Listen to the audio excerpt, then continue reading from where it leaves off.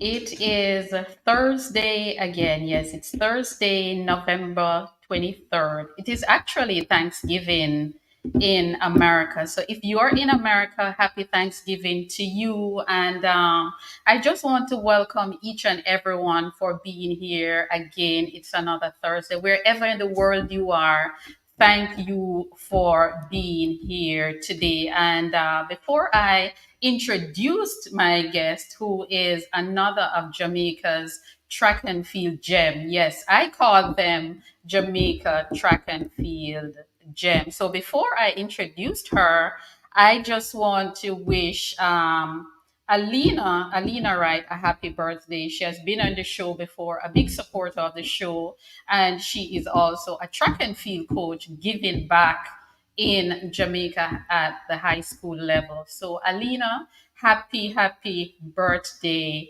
to you. So, I won't be doing much talking right now because I'm excited to hear from Vivienne Spence Morana.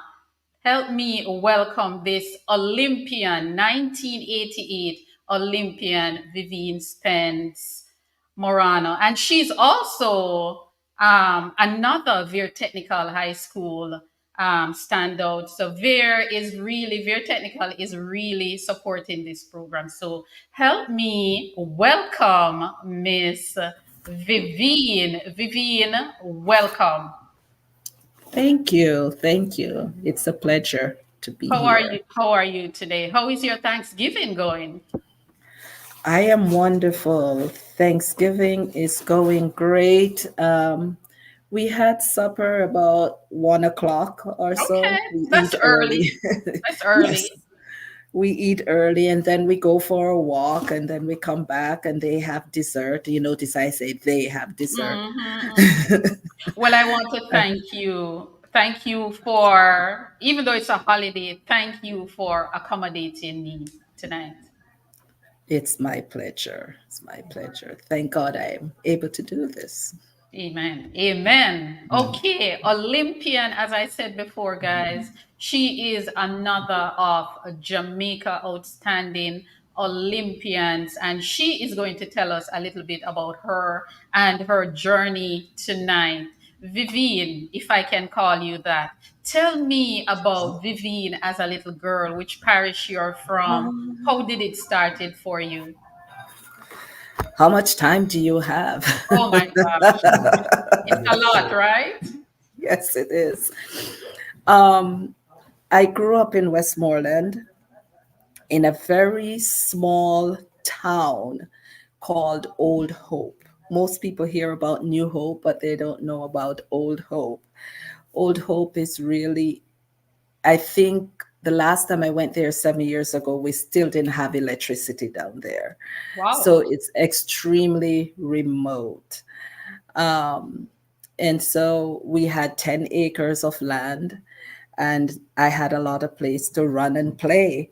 And so we did that. We spent a lot of time outside and Vivienne tend to get in trouble a lot in those days. And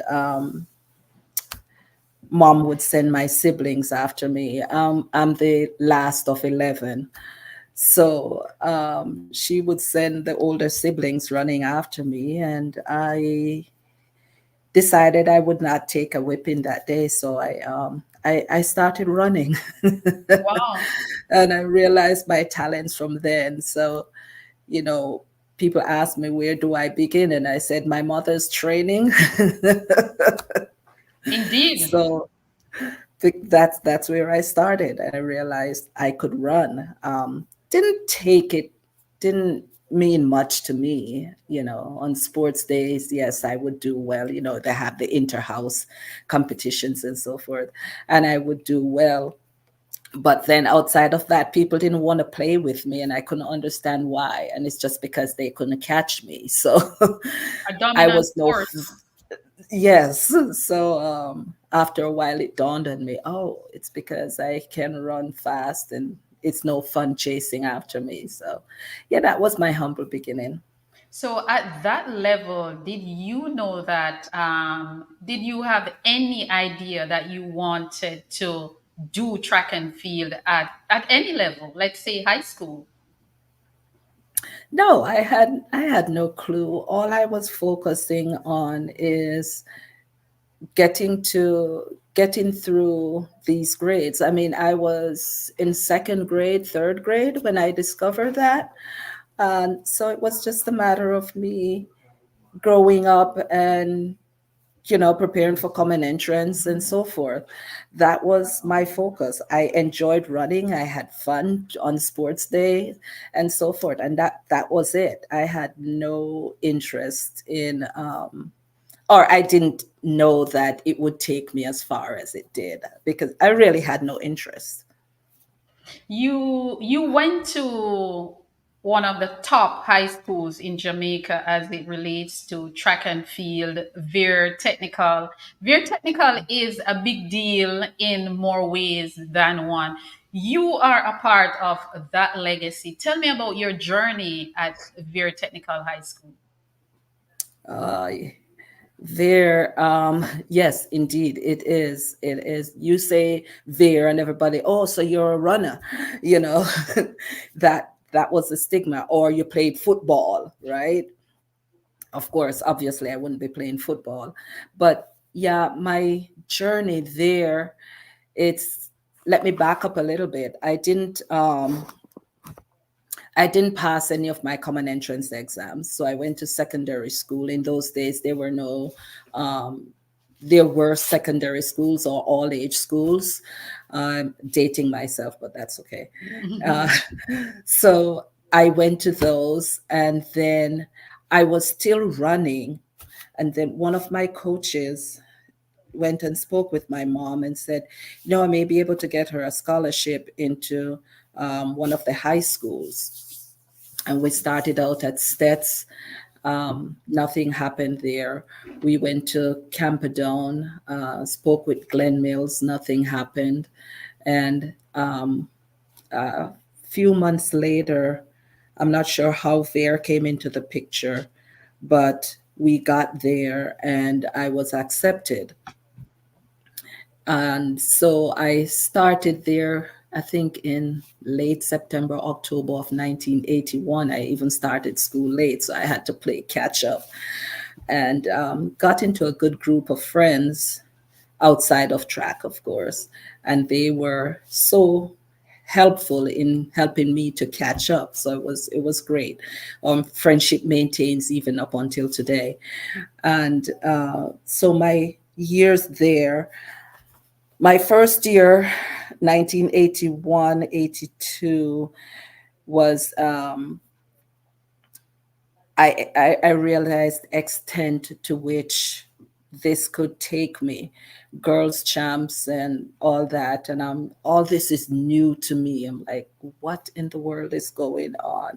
But bit by bit, I felt my way out. We were waking up 5 o'clock in the mornings for practice, and practice for 2 hours, then had to shower, have breakfast, and get to school by 8 o'clock.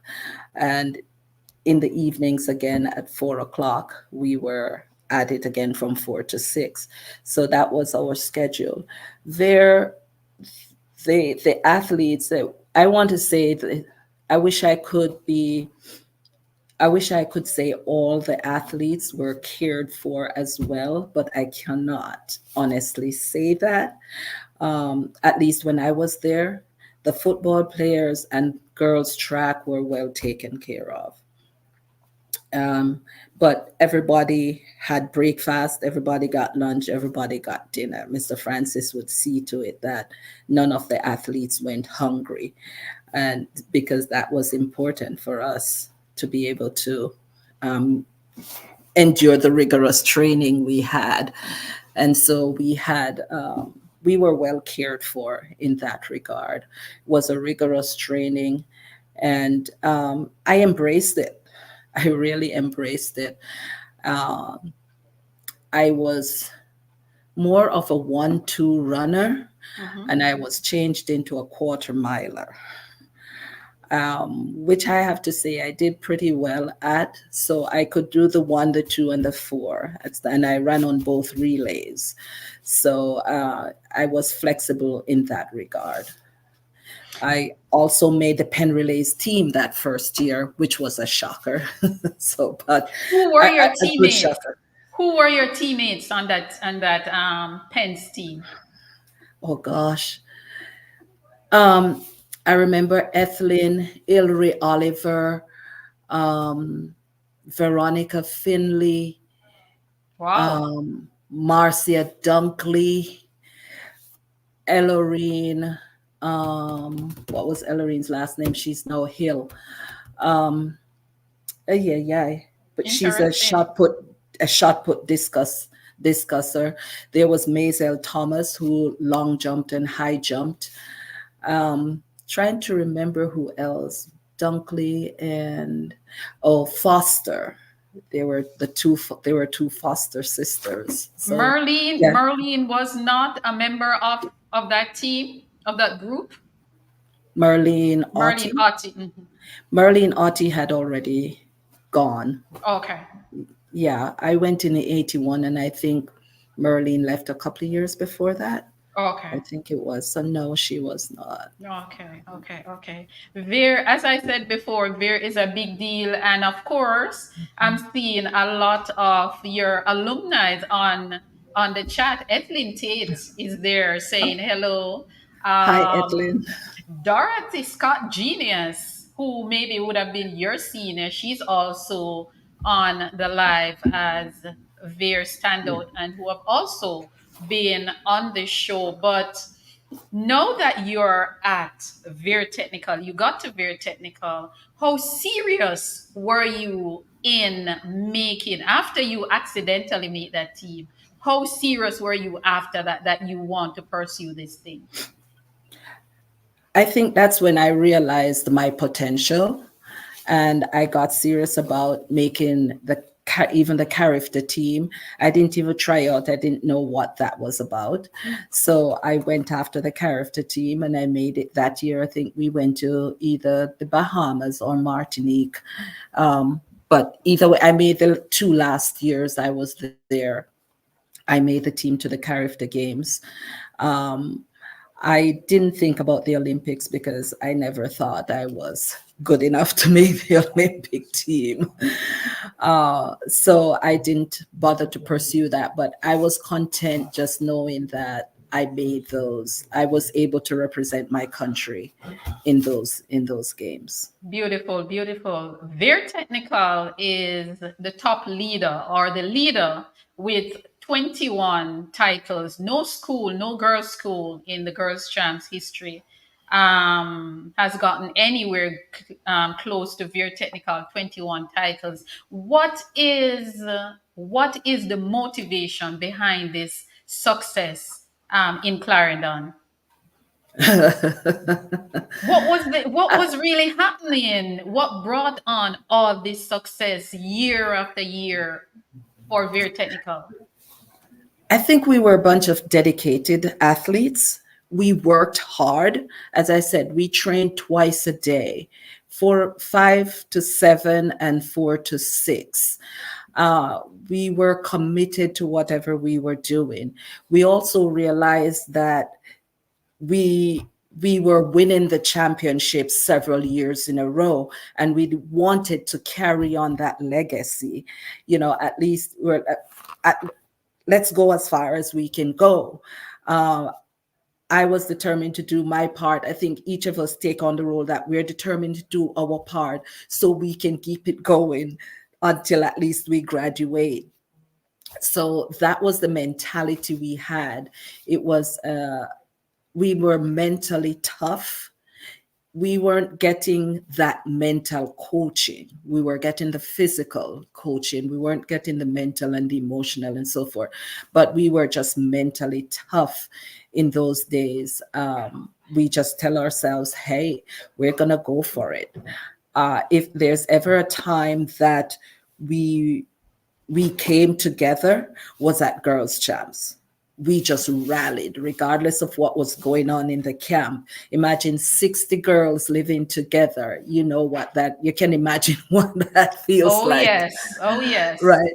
And so we just decided when it comes to girls jams, we were just going to get it together, and we did. It was a team thing. We cared for each other.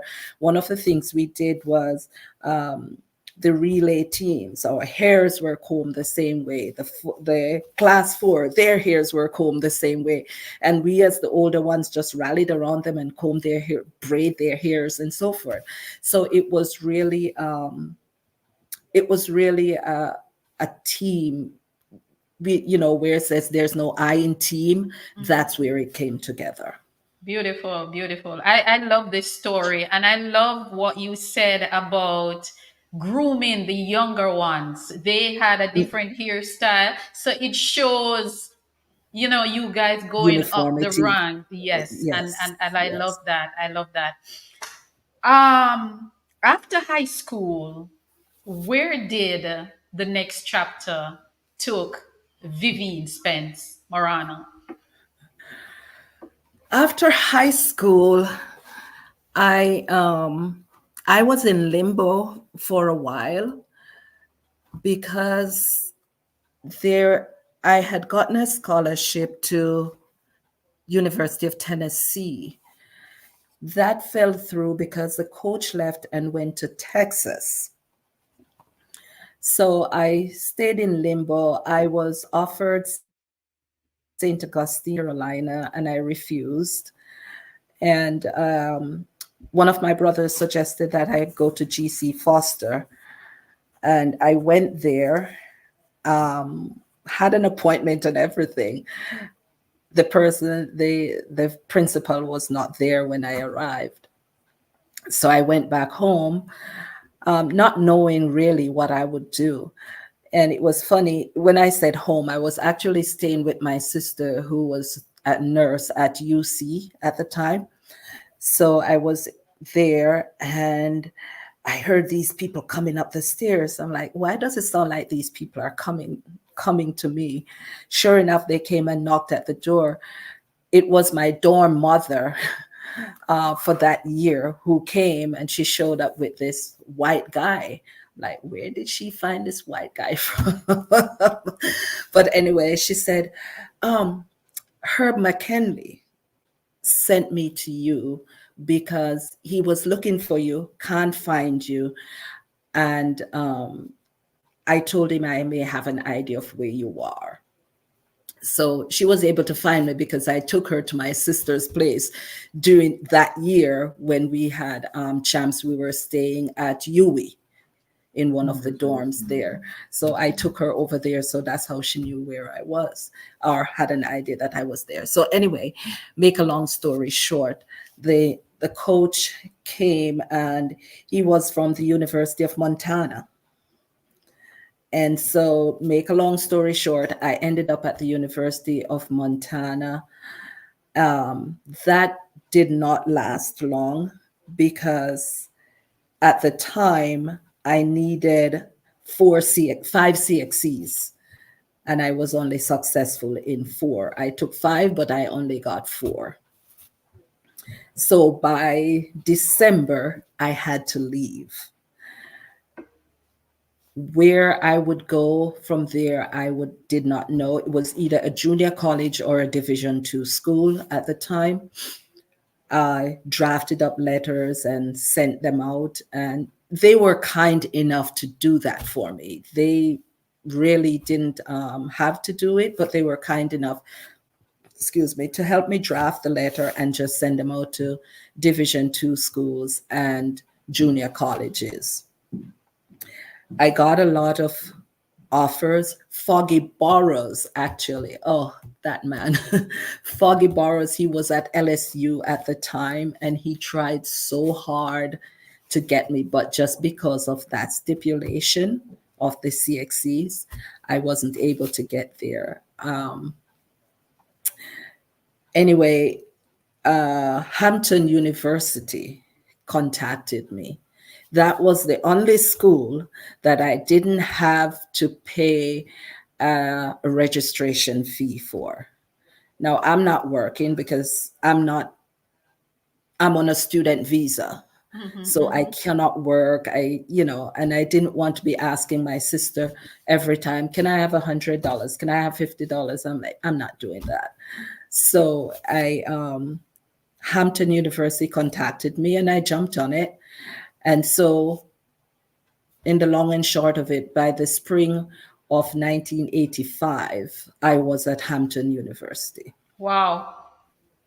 Yes, ma'am. Wow. Under, under the tutelage of Coach Laverne Sweat. Wow. What a story. What a story. Wow. It is a long story. I'm just giving you the abridged Yes, version. I do appreciate it. That's a very good Yes. story. Your college years, tell me a little bit about that journey competing at the NCs if you did. Oh, yes, I did. That's when I entered college. I entered as the top athlete, based on my times that I was running my senior year in high school. I entered as a top athlete, and I had such a horrible indoor season. I thought I was going to lose my scholarship. I could barely break 60 seconds in the quarter mile, Heather. I was so embarrassed. The only thing I did well in was the 55. That was the only thing I did well in. I won most of those. And she had me running cross country as well that year. And I'm like, what? Cross country? 3.1 miles? No, I can't do that. But I had to run cross country. I think I was her only quarter miler who was consistently running cross country. And I had to score. And so I think what she did for me was just pushed me beyond what I thought my limits were. So by the end of the indoor season, in the Central Intercollegiate Athletic Association conference, I lost the 400 because I thought we had another lap to do. Oh, So wow. I lost the 400. I won the 55. We won the 4x4. We came out.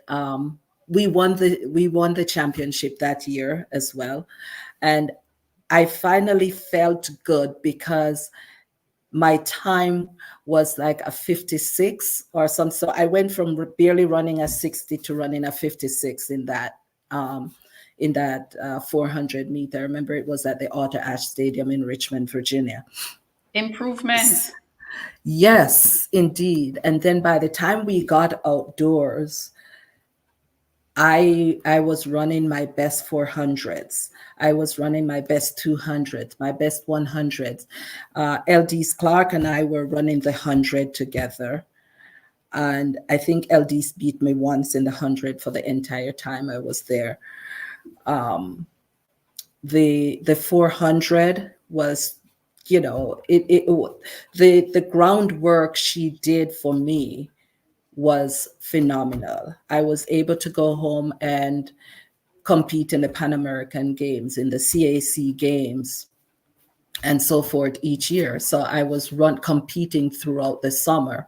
So when I go back each year, I'm a little bit ahead of the others because I didn't lay off training. That was another thing I figured too, is that if I keep training during the summer, then I won't be as sore when the season starts. Smart. Uh, so That I started doing that. So I was a little bit ahead of everybody each year.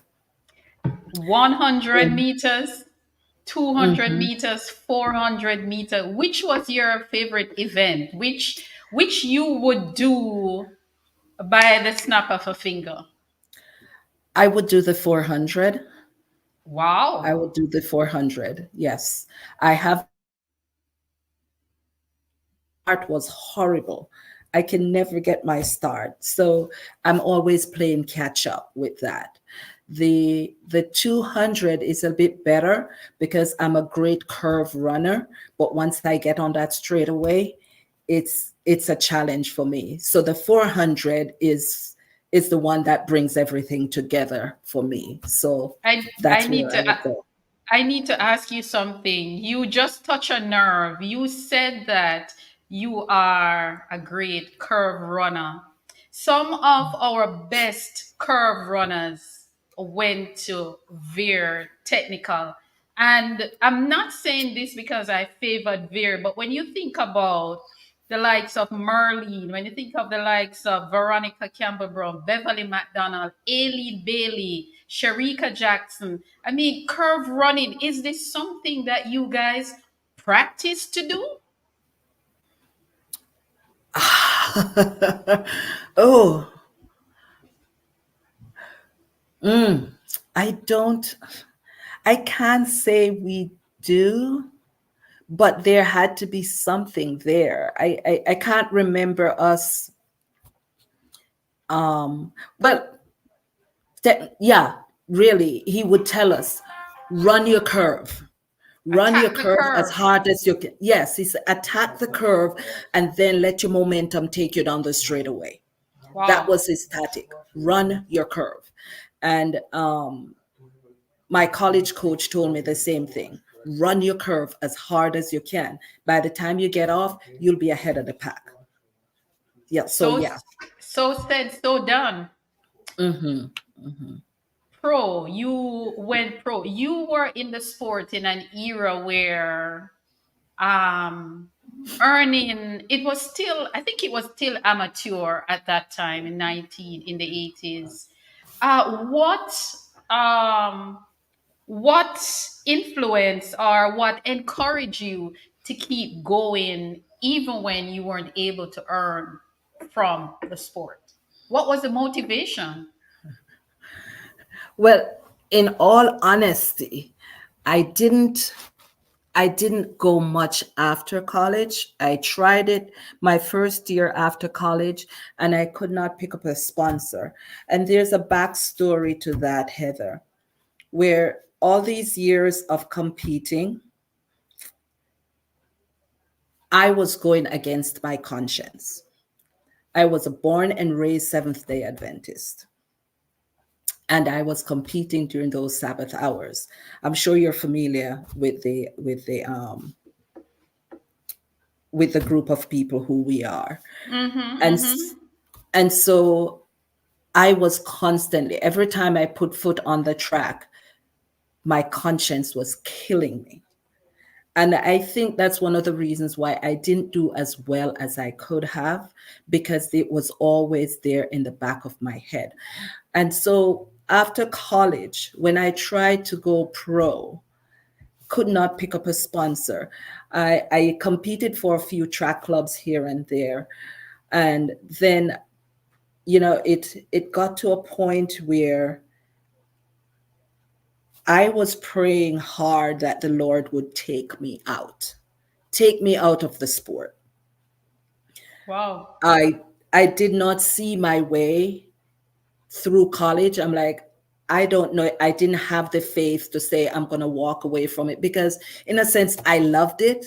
But I do realize, but if I could get out of not competing during the Sabbath hours, I would be happy.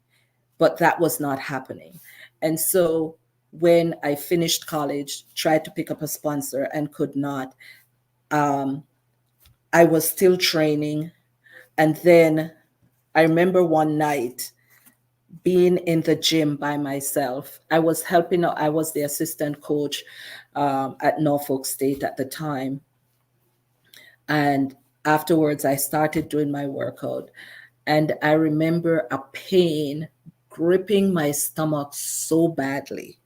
That pain was there for the past 2 years, and no doctor could tell me what was wrong with me. None whatsoever. Did x rays, MRIs, anything, nothing.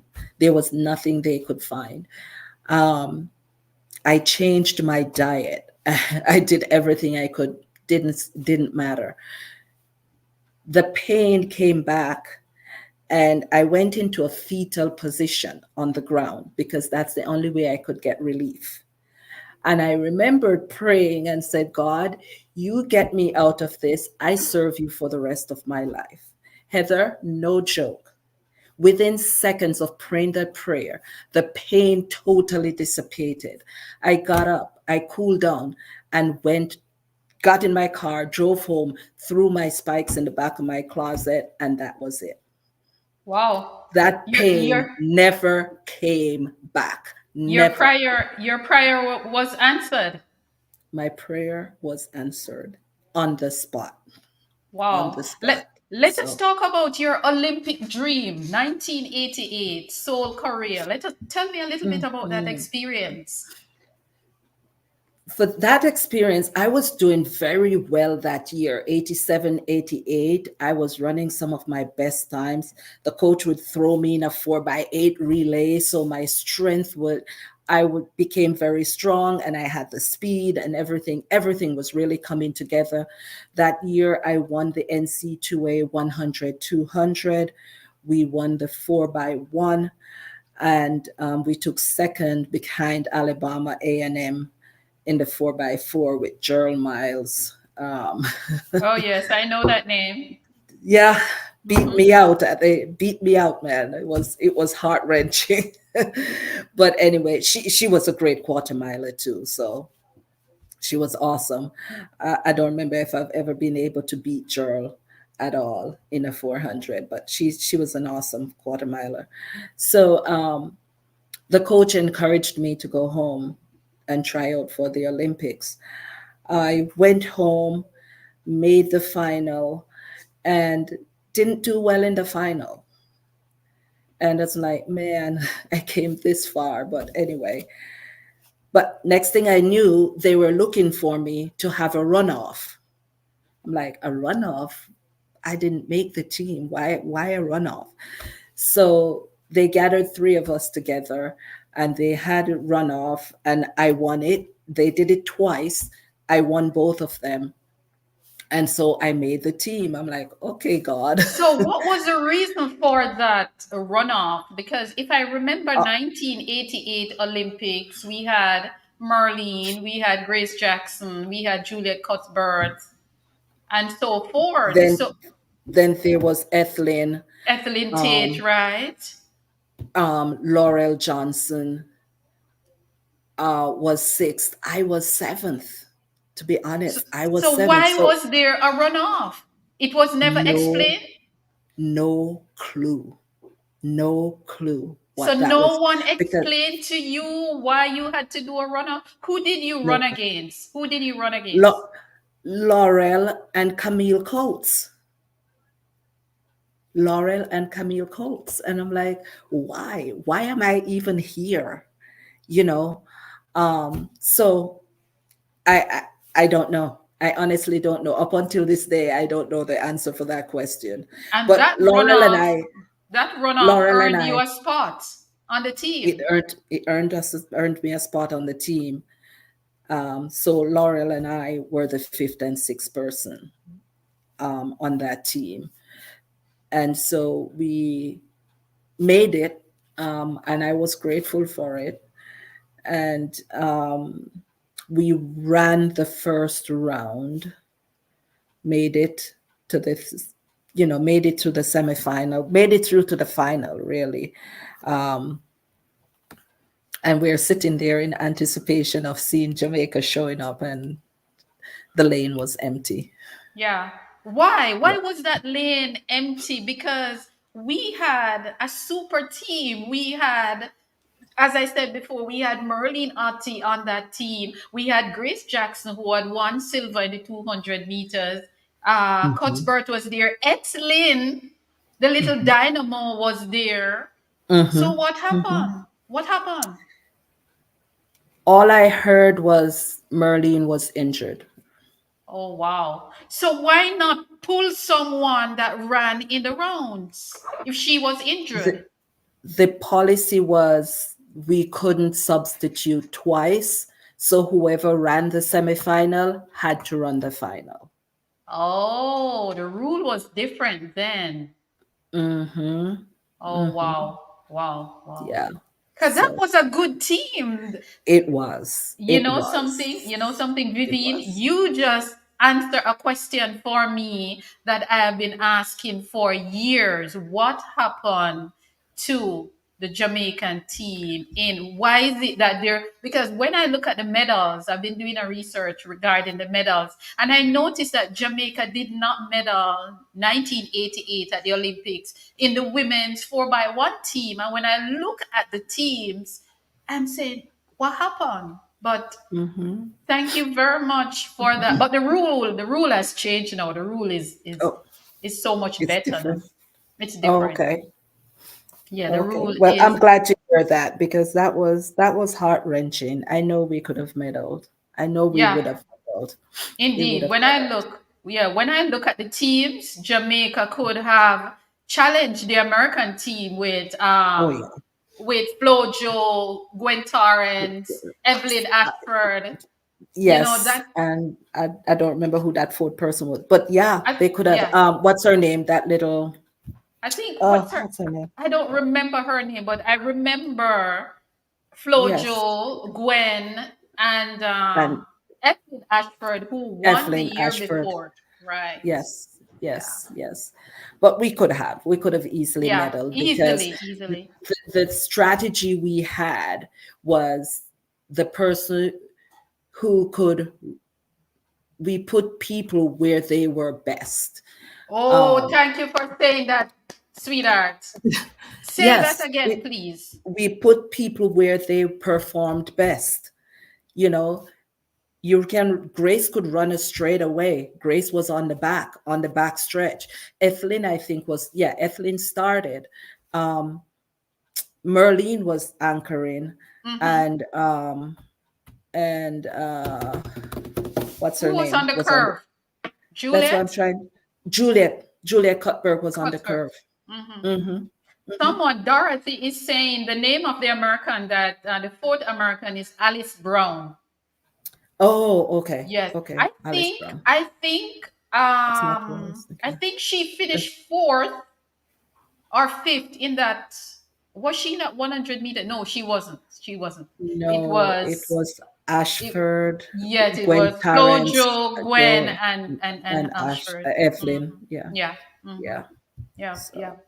Wow, that was, but I like what you just said, and I want to repeat it because when it comes on to relay, I get a little passionate about relay because, as you rightfully say, and you're an athlete, you have done it, put people where they will perform at their best. And as you said, Grace can run a very good stretch. So Grace was on the back. Hmm. Hmm. Yeah. Ethelyn Tate was out of the blocks.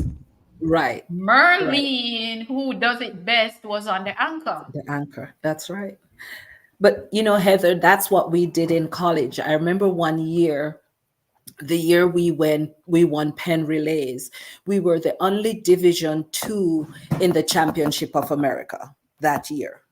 We were the only Division 2 school who made it. We had somebody like LD's Clark. LD's was so great out of the blocks. LD's ran the start. Then we had Maureen Wilshire. She was a hurdler, but she runs a great straight away, because she hurdles. I ran the curve, the third leg, and then our anchor leg. She was a quarter miler, but she could run. She had that speed. So it was just a matter of us building up the lead each time. And so we maintained that and were able to beat Morgan State that year at Penn Relays. I know Ethelyn is there. Ethelyn Wow. was on the anchor of that. And there was no way. Ethelyn tried so hard, but she could not catch our person because we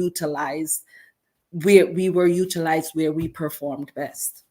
And we did that every single time, the 4x1 and the 4x4. That's how we did our relays. Wow. Wow, wow, wow. You are schooling them. You are schooling them, Vivienne, because I heard you name that relay team and you said a quarter miler was on anchor. Okay. Hmm.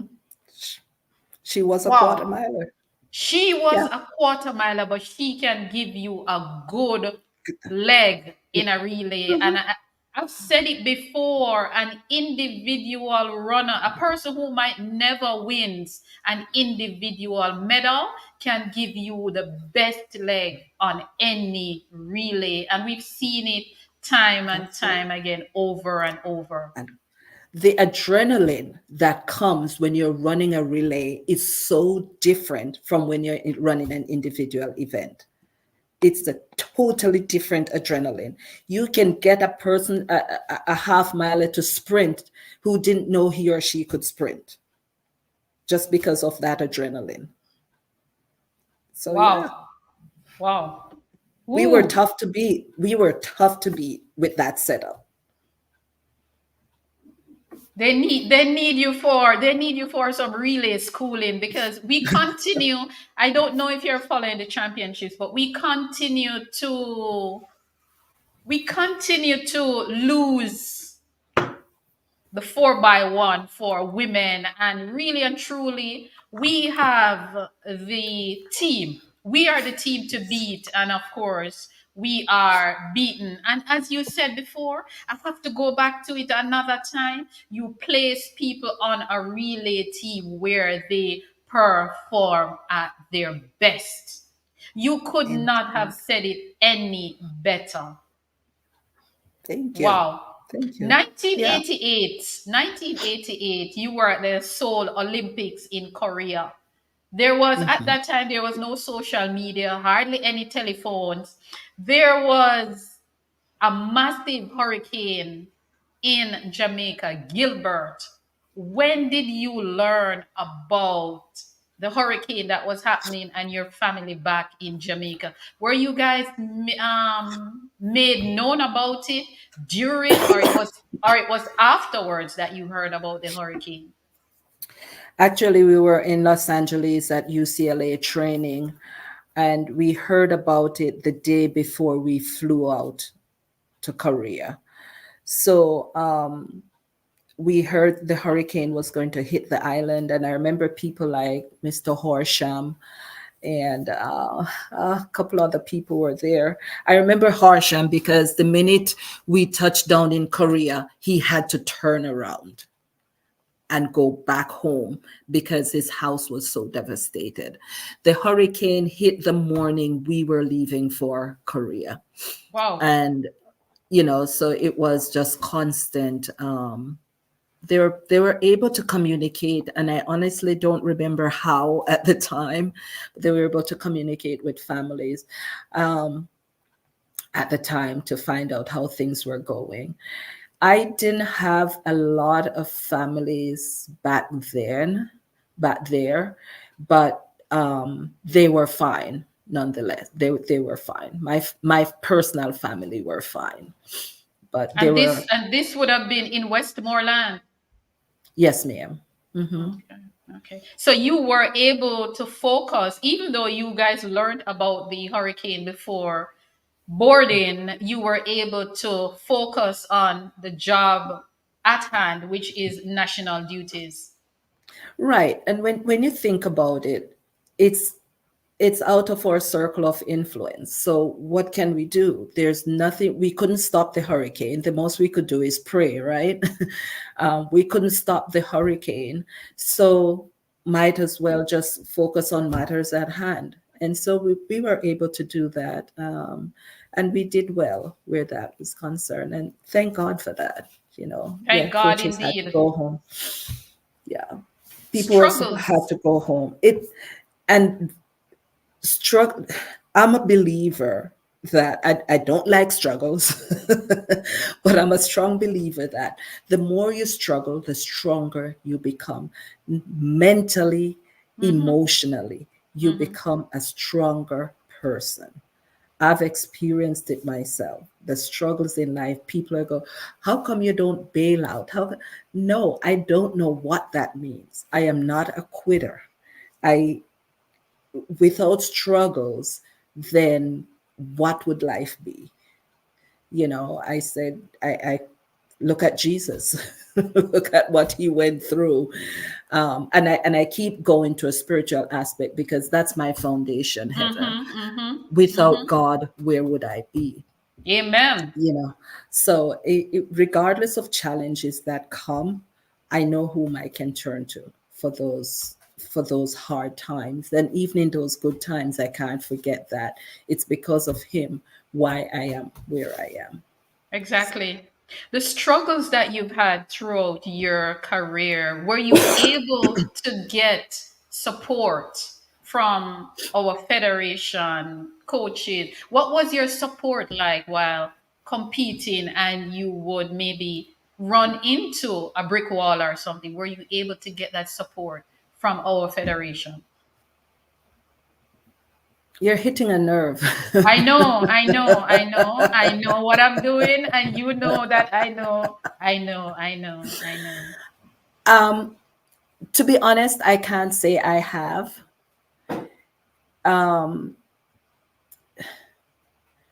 I just have to outrightly say no. No. I remember one incident where we went to the World University Games. It was Ethelyn, myself, Sandy, and a group of guys. And it was in Yugoslavia that year. We had to take plane, train, automobile, and walk. Walk to It took us, where? I remember when we got off the last train, Wow. we had at least a 2 or 3 mile trek with our luggage just to get to the village because we didn't have money to even take a cab to get to the village. But if you're on national duties, it is the responsibility of the federation to ensure that the athletes get to where they need to go safely to perform national duties. Isn't that so? That's how it should be, but that's not how it is. Well, that's not how it was. I don't know if things have changed. And I guess listening to some of your shows, it doesn't seem as if much has changed. But no, no, it had not changed. Um, what's his name? He was a coach at Dennis. What's his name? Former Olympian? Yeah, he was at Cast. It was Cast then. He was the coach then. Okay. Dennis He's a Johnson. Dennis Johnson. Yes, he was the coach that went with us. Now there were three young ladies, and there was one coach, and it was a male coach. Right? Think about that. They they didn't even they couldn't even say let's send a relay team. It was just the three of us. I'm sure we were honored to be the chosen three, but still, um, no, no, no, no, no, no, no, no, no. I take that back. There was a female. There was a female. I can't remember her name. There was a female with us. Yeah, but it's just the whole idea that we struggled so much. We were in Heathrow Airport and we didn't even have money to buy food. You're hitting me hard, Vivienne. Cause this is my soft spot. You are hitting my soft spot. We didn't have money to buy food. So how did you guys overcome? How did you get past this in order to compete for the country? Heather, as I said, the mental toughness, the struggles that we go through, that's what helped us to make it to where we made it. Um, you know, and I remember coming home and saying, and I'm going to call his name, saying to Teddy McCook, these were the challenges we faced. And he looked at me and said, you couldn't even make it to the final, but you come complaining. Oh wow. Oh wow. Yeah. And I Wow. wanted to say to him, maybe I didn't make the final because We didn't even have funds to buy food when we were in an airport for several hours, and it wasn't just 1 or 2 hours. And we continue to have some of these problems, and is like what they're doing is that the athletes are not supposed to talk about these struggles. They refuse to address the struggles in a boardroom, in a post-mortem, and they do nothing. And then when the athletes express it otherwise, they are upset. Yep. But And they can be vindictive too. oh, I've heard those stories. I've They heard the can be stories. vindictive. They can be unkind. They can be not nice. So this is not just happening, this has been happening. Hmm. Wow. Yeah. And yet you guys still find the courage to put on that kit and go out there and And compete for do, your country. yeah. And I think our mentality is we are representing our country and representing ourselves, so whatever it is, I guess in every family there are challenges, right? And I'm using the term family. There are Mm-hmm, challenges, mm-hmm. and you don't want to air your dirty laundry to Right. everybody. Mm-hmm. So you do what you have to do to cover up. But eventually the bulge under the rug is going to burst open. Mm-hmm. So, Mm-hmm. Mm-hmm. and I think it's going to get to a point where that happens. the It's the happening. It's bulge happening. the, It's happening. well, there we It's go. happening. It has to, something has to be done. The same people are going to all these meets. um, Speak.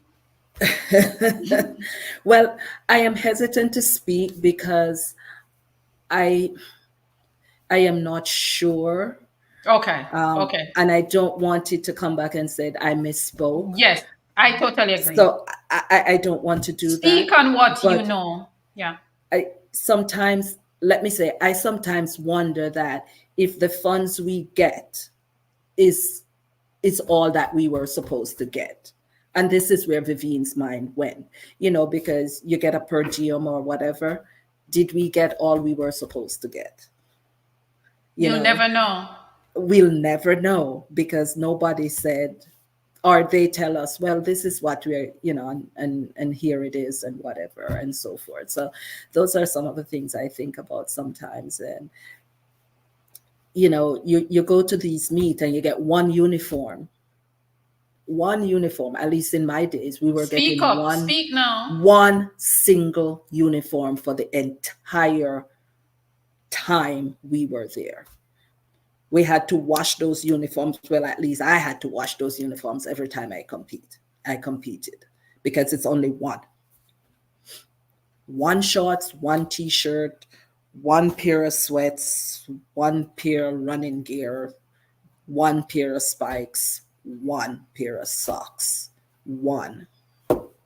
I am happy that you're talking about this because I've heard it before. I've spoken to a whole lot of athletes and I've heard this before, that they had to run. It's like they have the heat today. So they run, come back to their room, wash their gear, and air dry it to go back and compete tomorrow. And this is Mm-hmm. why, and every time I come on my program, I say, this is why I say to people, do not be too quick to judge the athletes' performances, because we don't know what they're going through when they leave Exactly. home to go and compete for the country. We don't know if they're being treated fairly. Mm-hmm. So before we judge them and say, oh, this person did not make the final, this person did not, try and find out what is happening behind the scene. Exactly. Exactly. Exactly. Yeah. Wow. But that's our mentality for some reason. As Jamaicans, we tend to be so critical We Yes. tend to be so critical of the athletes. I think we just have a critical spirit, period. But we are so critical of the athletes, and um, it's, as you said, we have to stop and think, what is that athlete going through? What did that athlete encounter? We don't know. All we are seeing is that athlete showing up on the track and running. You don't know the background of what's going on. So, excuse me, we need to break out of that Mm-hmm. mentality and say, hey, thank God they went out there and represented us. We have to change our mindset. We have to change our thinking. People are going through things and you don't have a clue. And they come home, they're not even embraced. Even if they take dead last, I think every single athlete should be recognized because they went. You see, Vivienne, what a lot of people don't understand is that every time our athletes go out to compete for the country, especially at the highest level, the Olympics, they are adding to our legacy. Our legacy started 1948, as you already know, and they are continuing to build on it. So even as you said, they go out there and then run and did not make the final. That athlete's name is written in Exactly. history that he competed for Jamaica in this event. Exactly. Exactly. And you can't erase that. You can't You erase that. cannot erase that. You can't. So, And this is why I tell people I fall out a lot with my peers because they think that I take up for the athletes, and I'll say to them, but we don't know what they're going through.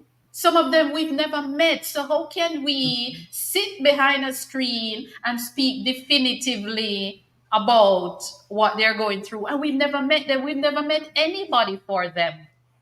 right, right. I'm going to bring up a person who, um, one of the persons I admire, and Elaine Thompson Hera. I know a lot of people just give her such a tough time, and I'm Yes, like, yes, why? yes. Why And are I'm you giving the glad that child you're such a going tough there. time? I'm You glad that know, you're going there. I mean, the others are great, but why are you giving Elaine such a tough time? You don't know what's going on in Elaine's life. Why don't you say, let me pray for you, Elaine? Elaine, how can I help you? Instead of staying on screen and just criticizing her. It pained my heart to see how she struggled this past year. It just hurt so badly to see Elaine struggle so much. Now, I don't know Elaine from a hole in the wall. I just know she goes out there, and whenever Elaine goes out there, she leaves her heart on the track. I strongly believe that. Whether she runs an 11.5 or a 10.6, she leaves her heart out there on the track, is what I believe. And I'm not saying that others don't do that, but everybody just seemed to go at Elaine for one reason or another. And I guess that's why I go into special education, because I'm one of those people who look out for those that are being Hmm. who are less fortunate, so to speak. And I'm like, no, these are the people who really need the care.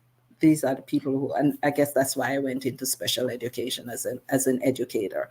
But I, Elaine just gets a hard time, and it bothers me that people do that.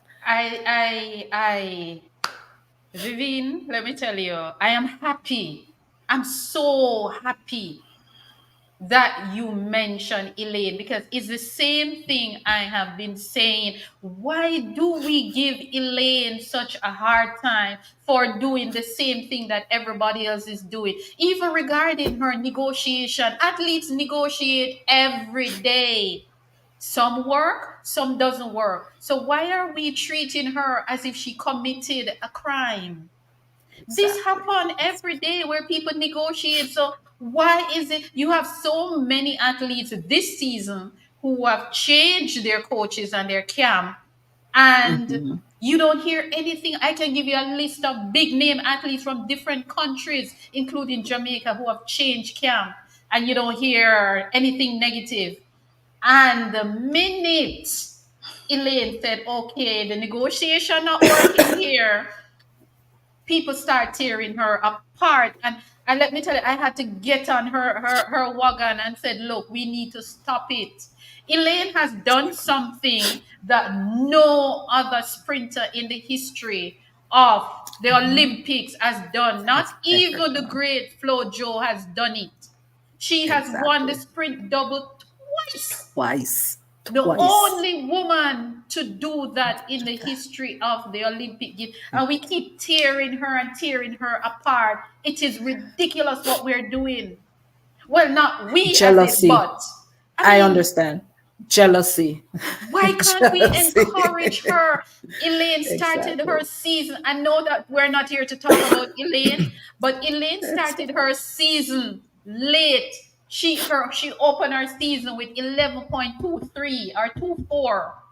And Hmm. every race Elaine ran after that, she ran a season best and she closed her season with At 10-6. 10.79. And nobody spoke about that. You hear it in the news and it go away. Nobody stopped to look at her progress throughout the Exactly. season to say, oh my God, she Exactly. had a remarkable season based on where she Yeah. started.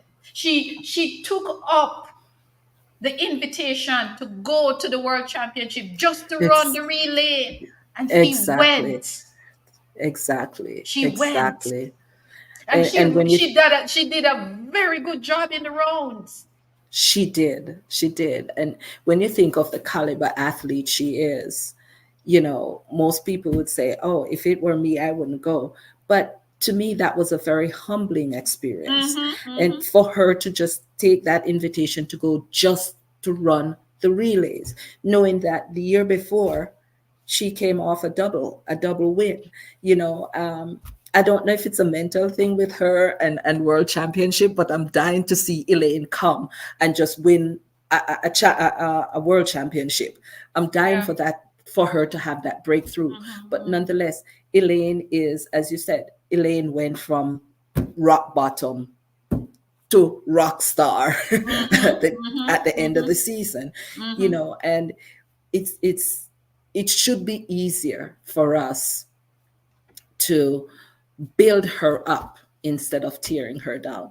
But I also have to say, there's this guy Peter Lloyd World, who comments on that. I watch him once in a while, and he's always very positive about how he speaks about all the athletes, and Elaine as well, regardless of the negative things that are going on around there. Mm-hmm, mm-hmm. He's always has something positive to say, and I like that about him, and that's the reason why I log into his shows or his comments ever so often. But Elaine deserves much more credit than they're giving her Yes. credit for. Yeah, and considering that she wasn't one of those athletes who represented her country at Carifta or CAC or um, uh, Pan American or Or the whatever. World Juniors. Exactly. She just came onto the scene, and I'm like, who is Elaine Thompson? Who is she? you know, but she came and she tore up the track. She made history, and still they give her a hard time, not realizing everything is business. It's Yeah. a business world, and you have to do what's the best interest of you and your family every Mm-hmm. time. Mm-hmm. So, Yeah. so And I heard somebody said recently, a lot of people will just see something and comment in a negative way without enough facts. And that is so exactly. true. Hmm. But we Hmm. need to understand that sport is a business and people are going to negotiate. It is a business, just like you go for a job, you negotiate your salary. If I say Exactly. I want $10 and my prospective boss said, well, I can only pay you five, I have to decide if that $5 is enough. So we just need to support our athletes, and that's something I call for every day. Support the athletes. Do not tear them down, because they are negotiating life the same way we are negotiating lives. Mm-hmm. So we just have to. But I'm glad that you said that, Vivina. You should go into, you need to be a part of the mentorship for the athletes. You need to be one of those Olympians that is invited to championship, just to interact with the athletes and encourage, because they need it. They I need would it. love to. I Yeah, would they love to need do it. something like that. Yeah, they need it, and they've spoken Mm. about it. They, they Retirement. do. Yes, they need it. Retirement. My next question was going to be, when did you know when it's time to hang up your spikes? But you said it earlier that Yeah. because of your faith, your religion, Hmm. you felt guilty when you had to compete on a Saturday, or and so forth. But where did life take Vivienne after track and field? What area of work or projects did you take on? Okay, after track and field, I decided, okay, I'll utilize my degree, which was business management. Um, I got a job to manage a McDonald's, and I had to turn it down because they wanted me to work Friday nights and Saturdays. I'm like, Mhm. okay, no, that's not gonna work. So I had a sister who was working for GMAC Mortgage at the time, and she said, well, come on in, I may be able to get you a job there. So I went into the mortgage business. I did the back end of the loans. So after the loans are closed and so forth, I did the post closing portion of that, worked my way up to loan processor slash loan underwriter. And then after that, during that time, I met my husband, and within 3 years we got married. And then within the first year of our marriage, I we were pregnant with our daughter, and so we had decided that I would stay home with the children, and I did that. Then came our son 19 months later, so I stayed home. Then our daughter decided, I want to go to school, and I homeschooled both of them until she went out to school in seventh grade, my son at sixth grade. And then I said, what am I going to do with my life at this point? So I started substitute teaching. And during that time, I was watching, and I was like, I think as a child growing up, I've always wanted to be a teacher. And that's when it hit me that now is the time for me to capitalize on my dream. So I went back to school, did my master's in special education, and started teaching in the public school. And then I was called to the Seventh day Adventist institution, where I am still teaching. This is my seventh year. So I just got back into the workforce about 8 years ago, Okay. really.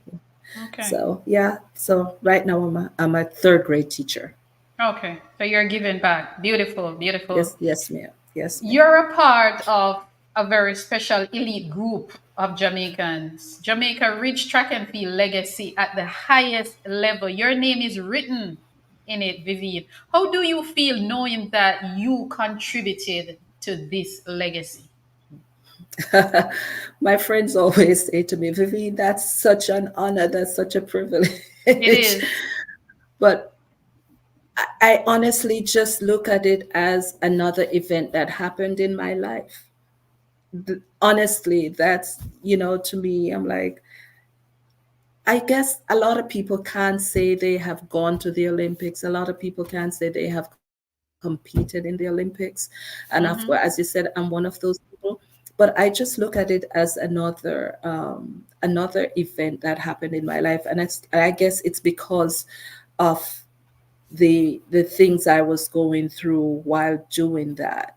I I wasn't true to myself. I wasn't true to my God while doing it, but yet He allowed me to accomplish that. So, um, but I mean, yes, I do understand that it's the highest level of achievement in the world of track and field. But in the same breath, I I just You're, look at it as another chapter in my you're life. so humble. You're So so humble. thank you. Um, But is there anything that you would want to share that I did not touch on as it relates to your contribution and your journey in track and field from a little girl until you retire? yeah, one of the things I would say is stay true to who you are, stay true to your beliefs. Um, and I say that because after my experience, my daughter went into gymnastics, loves gymnastics. And it required her training Friday evenings. It required her competing on Saturdays. And we said to her, I was able to tell her my story. I said, honey, I can't allow you to do that. I cannot. And I explained the whole scenario to her, and I went through all of that. And she understood. And it was such a great witness for some of her teammates. Because I remember one Jewish lady came to me and said, um, my daughter said to me, why are we here today? That was a Saturday, they had a competition. Why are we here today? And she said, um, because it's the day you compete. And she said, so where is Claudine, my daughter? Where's Claudine? Well, we all have different beliefs, and Claudine's parents don't believe in competing on Sabbath. Sorry. And she said, then aren't we of the same belief? So that made a mark on that child as well. It also made a mark on one of her coaches, where we were having the championship on a Saturday. It was after sunset, but we would have to start traveling during the Sabbath hours to get to the championship. And we opted out. And they said, that makes no sense. But he went and he researched who Seventh day Adventists are. And he said, you are the group of people who practice what you preach. You don't just talk out of one side of your mouth, because what you did impacted my life. And Mm-hmm. I like the idea that you practice what you preach.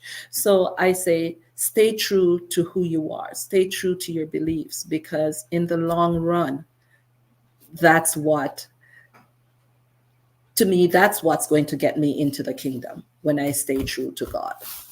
And that's my Amen. goal. Amen. Next year, in less than a year, is the Olympics in Paris. You've been there, that's your place. Jamaica, the Jamaican women are the reigning champion in the 100 and 200 through Elaine, of course. So she will be a big deal going into the Olympics. Also, Jamaica is the reigning champion in the women's 4x100 meter relay.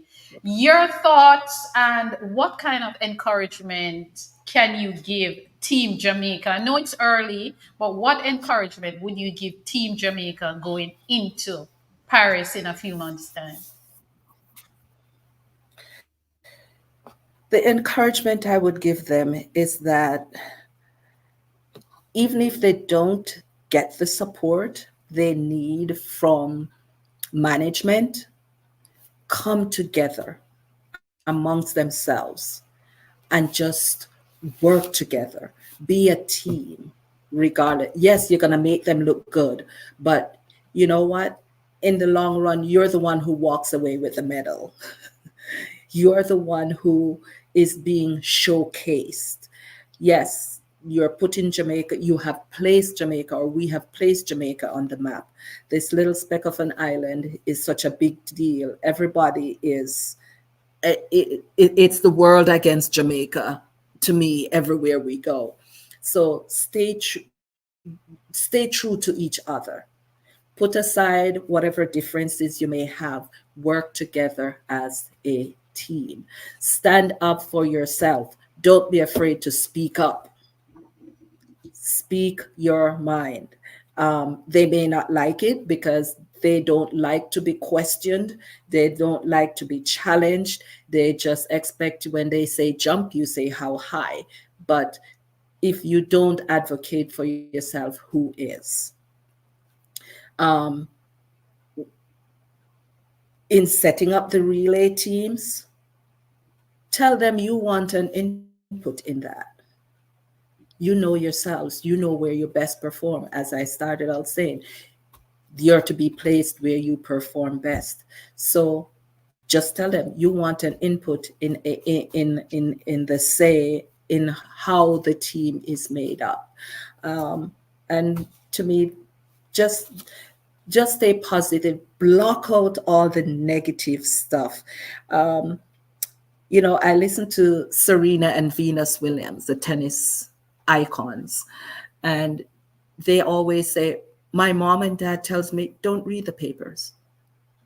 Don't read the negative. Don't read the papers, because you may be reading it with the intent of seeing what, and you see something negative and it takes a toll on you. So block out all the tabloids and just do you, and you'll be Okay. successful. I'm going to give you a job now. Let's say you are appointed as the coach for the women's 4x1 relay team. How would you set up your team? Looking at the top women, how would you set up that team to win that gold medal and to break that Olympic record? You are the Okay. coach now, So Vivienne. all right. So we have Sharika Jackson, Mm-hmm. Shelley and Fraser Price, Mm-hmm. Elaine Thompson Hera, and Mm-hmm. The, Diana the other one can either come from Brianna Williams, it can come Brianna from Williams. Kemba Nelson, it can come from Natasha Morrison or Sasha Lee Forbes, or but Mhm. those three, let's say those three and Those three. another one. Yes. How would you set Okay. up that team to break the record? Okay. I I would put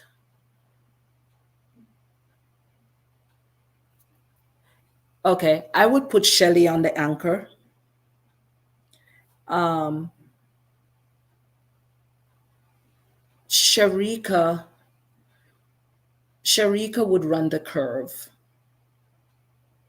Brianna would start, and uh, who is Elaine it? Who? Elaine. No, on the back. Elaine would be on the back. But wait. That's a very good setup, Vivienne. That's a brilliant setup. That is a brilliant, brilliant setup, Vivienne. Brianna to start, to Elaine, to Sharika, to Shelley. Yeah, Brilliant, because brilliant. That's how I would set my because team. Shelley Shelley has a piece of adrenaline. When you Yeah. put that baton in her hand on that ankle leg, that child moves like a monster. Listen, She as of now, tears up that. you are coach Vivienne, as Ethelyn Tate is saying. That's a brilliant, that is a world Yeah, record setup. That's a world record yeah. setup. That's a world I record I setup. see this, and that's the way they should be practicing from now. They shouldn't wait until then. They should be practicing like that from now. You know, Elaine can run a super straightaway. Sharika can tear up a curve. When she comes off the 200 meters, on that come off the curve in the 200, there's no stopping her. Hmm. You Hmm. know, and just get a good start, and we're Yeah. good to go. Lead Get from a the good start. front. Lead from the Exactly. front. Yeah. Lead from the Exactly. front. And Let Brianna America will give you chase that you. lead. Yes. Yes. Exactly. Yeah. Let You're the America second chase coach you. I talked to about this relay that said the same thing. Let them chase you. Exactly. Exactly. Beautiful, So beautiful. With that said, we're going to play a little game before we go. I want you to name a Jamaican athlete that you've never met that you would like to meet. Dorothy Scott. Oh, you haven't met Dorothy? But Never she met speaks Dorothy. highly of you. I have never met this young lady, this beautiful lady in my entire life. I've heard She's so much about her. I've never met well, her. well, I will have to tell her. A matter of fact, let me see if she is still on the live. She was here earlier. She was Yeah, I've here never met earlier. Dorothy. I've Wow. heard so much about Dorothy, but I've never ever met her. She also went to Beer Technical. Right. That's why I say I've heard a lot about her. Never Yeah. met her. Is she where is she in the United States? I'm not sure exactly where she is, but I can find out for you because I have her number. So as soon as Okay. we're finished here, I'm going to let her know that I ask you a question. Name a Jamaican athlete that you've never met that you'd like to meet, and you said Dorothy. So Yes, I am going to indeed. let You can Dorothy share know. my number with her. You can I share will. my I number will. with I her. certainly And will. I certainly yes, will. I've never met Dorothy and I've heard so much about her. Yeah, she's a Never. wonderful lady. That's what I heard. Yep. Okay, my next question is what is your favorite leg on the relay team? The Four third by leg. four and four by Oh, one. okay, the 4x1 is the third leg. The 4x4 is the first leg. Wow, you're a super starter. I like to start 4x1. Beautiful, It's beautiful. a mental thing for me. Hmm. Um, I I get it out of the Yeah, way. get it over with and done, right? Yes, exactly, exactly. I don't understand. I have to run a longer distance because you run that entire stagger. You run that Hmm. entire stagger. Everybody else, you're cutting or whatever. That's The a first long leg doesn't leg. get that. It is a long leg. It It is is a a long long leg. leg. So, but Name me I one. love that. Great. Name me one of your non-sport hobbies, a non-track hobby. Bowling. Wow. Hmm. All right, Yeah, I coach. beat my husband sometimes. Yeah. Wow. Brilliant. Brilliant. Brilliant. Okay. Name me one thing on your bucket list that you have not done yet.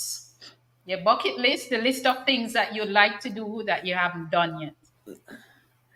Um, I would love to travel. I would love to um take uh no oh my goodness. I'm It at a will loss come for to you. words. It will I come would to you. love to go Travel with the the team to boat. the Olympics. No, no. Okay. Cruise. Thank you. Have Oh, on mercy. a I cruise. would Okay. like to cruise the entire Caribbean islands. All the Okay. Caribbean islands. Yes. Wow. Cool. Yeah. Cool. It's been on my bucket list for a while. If your journey as an athlete, if your life story as an athlete for Jamaica was to be made in a movie, who would you want to play you? Me miss. Who would I want to play me Yes, in that movie. in that movie? Hmm. Does the person have to be an athlete? No, A no, no, tracker? no, No, no. anybody at all? Anybody, who would you, if your life was to be made in a movie as a The track movie. star, Okay. who would you want to play Vivienne Spence-MORANA? My daughter. Your daughter. That's a good My pick. daughter. That's a Yes. good pick. My She daughter. resembles Yeah. you? No, I think she resembles her daddy, but she's Okay. very athletic. She's Okay. very athletic. Yeah, Okay. I That's think that's she would do a good job at it. that's a good She pick. can do the voices, and she's very talented. And she's very outgoing, and she Hmm. would just I could see her in that role, That's a good pick. definitely. That's a good pick. Before we go Thank any you. further to wrap up, Dorothy just came back on the live and she said, Vivienne, you want to make me cry. Thank you so much. I can't believe this. I'm in Georgia. She's in Georgia. So I will I'm hook in you up. Georgia. I'm in Georgia. I'm in Georgia. Okay. So you're both in Georgia. Good. I'm in So Georgia. Give her my number. Give her my number. I Tell her to will, call me. and I'm going to send you her number, and I'm going to send her your number as soon as we're done Awesome. here. This is Awesome. wonderful. This is Awesome. beautiful. Awesome. My next question is, which is your what is your favorite Olympic moment for Jamaica overall?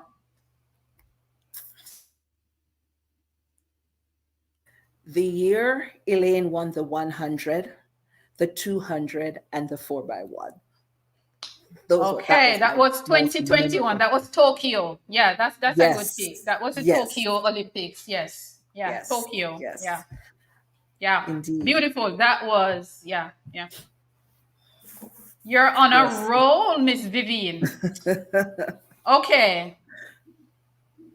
Okay, I did ask you to set up the relay team already, so Yeah. that is good. All right, the next game we're going to play now is, and you and I are going to play it, and I'm going to let you go first. We are going to name people from the 1988 Olympic team, your 1988 Olympic team. So you're going to name one, I am going to name one, and then we see who is left standing. So let us Oh go. my gosh. 1988 Olympic team. Merlin Noddy. Grace Jackson, Ethelyn Tate. Vivienne Spence, Laurel Johnson. oh my God, Juliet Cuthbert. Bert Cameron. Right camera. Help, please! Somebody help me, please. Sharon Powell. Sharon Powell. Okay, you got this. You won. You won. I wasn't Yeah. able to the I'm team that the I remember. Oh, Sandy Richards. Sandy Sandy Richards. Richards and Kathy Kathy Ratchery. Rattray Kathy. Williams. Yeah, Kathy Yes, Ratchery she's no longer Williams. Williams. Yeah. Yeah. I'm still trying to remember the guys. Um, Um, was Raymond yeah. Stewart on that team? I don't think Raymond Raymond Stewart. Stewart was Here we there. go. Here we go. Yes, I'm trying. Who else was there? Was Yikes. Marcia Tate on that team? Formerly of Dintil. N- no, I'm trying to no. remember if Marcia Tate. Maybe she was 84. N- Okay. Yeah, no, she wasn't there. She wasn't Okay. there. Okay. Okay. You know what I found though? I found a clip. Not me. My husband found a clip of Mm-hmm. us marching in on YouTube On in YouTube? 1980 in the opening ceremony. Yes. Yes. Wow. We Yeah. weren't able to see anything in Jamaica because we didn't have any Okay. electricity and we were trying to recover. We were only hearing stuff along the way. Yes. Yeah. Yeah, but he found it. He found it. If I'll You ask him have to look it? for it again and share it with you. Yes, Yes. please, I'll share please. I'll I share love it the with you. history. I love the Yes. history. I love the history. But you did well. Oh my God, you did well. You did Thank you. well, Vivienne. Thank Thank you. you. Thank you. Thank you so much Thank for you. being here. And before we go, I'm going to give you your last words to wrap up. Just say something. Talk to the athletes, the powers that be. What is your closing? Well, I have to thank you, HB, for what you are doing. You're allowing athletes to shine. You are allowing people who I consider, I guess, lost in the background. You're bringing them to the forefront and letting the world, I guess, or the country at least, letting us be aware of who these athletes were, who helped to put this country on the map. And so I thank you for your hard work, your dedication, your commitment. I also thank the Thank athlete you. for what you're welcome. Thank the athletes for what they are doing, regardless of how much they are enduring. They just go out there and just put their heart into everything they're doing and just compete at the highest level. It it makes me proud to see my country doing that, knowing that it's not always a bed of roses, knowing that they could be struggling in many different ways. And Jamaicans, be kind to your athletes. Be very kind to your athletes. If you don't have nothing good to say, don't say nothing at all. Well said. Well said. Well said. Vivienne Spence-MORANA, Olympian, very technical star girl. Thank you Yeah. very much for being here. And Thank thank you. you for sharing your story with us. And it is indeed a pleasure having you. I've seen you on the show weeks after weeks after weeks supporting. So I just want to thank you for the support in the back. And also, I am personally thanking you for your contribution to our legacy, this legacy that we continue, our athletes continue to build on. And of course, Jamaica, a small nation of not even 3 million people, we are able to be very competitive in track and field at the highest level. We are on the medal table. You know, we have become the sprint capital of the world for Indeed. this era, and a lot of people might not realize that we've had 5 Olympic Games so far, and of the 5 Olympic Games, the women 100, Jamaica's won it 4 times out of Hmm. 5, 4 out of 5. The women 200, Jamaica's won it 4 times out of 5. The men's That's right. 100, Jamaica's won it 3 times out of 5. The 200, the same thing. So we continue as a country to be the team that everybody wants to be. We are the team that everybody is training to come and beat. So as you said before, and I like what you said earlier when you said if the athletes are not getting the support from the federation, come together as a unit and support each other and stand tall with each other. So, Vivienne, I thank you very much for being here, and you will hearing from me some more. And of course, I'm going to send you Dorothy number. So thank you very much, and Thank you. enjoy the rest of your evening, Vivienne. Thank you so much. Thank you. Thank you so much, HB. It was a pleasure. You had me nervous at first, but it's But we did it, I right? I enjoyed it. Yes, with God's help, we did it. I'm, And thanks I'm everyone glad for you did. coming on and for your support. Take care. Thank you. God bless. Bye. Bye. Ciao. Thank you guys for being here. Oh my God, what a wonderful interview. What a wonderful chat with a wonderful person. As you guys know, I call them the Jamaica track and field gems. Yes, they're all gems. That's what I call them. I love me, the athletes, and it is good that we can now put a face or a story to some of these people who have done it without being paid. They have done it without the support. They have done it without compensation. And of course, Vivienne Spence Morana is another one of those outstanding human being that has written a chapter in Jamaica's track and field legacy, which started 1948. So, guys, thank you very much. And of course, next week we are going to be wrapping up the season. Of course, I'm going to give you guys some time to go off for for Christmas. So next week we're going to have a lovely show. We're going to have athletes and the fans on, and of course the fans will be asking the athletes whatever questions they want about their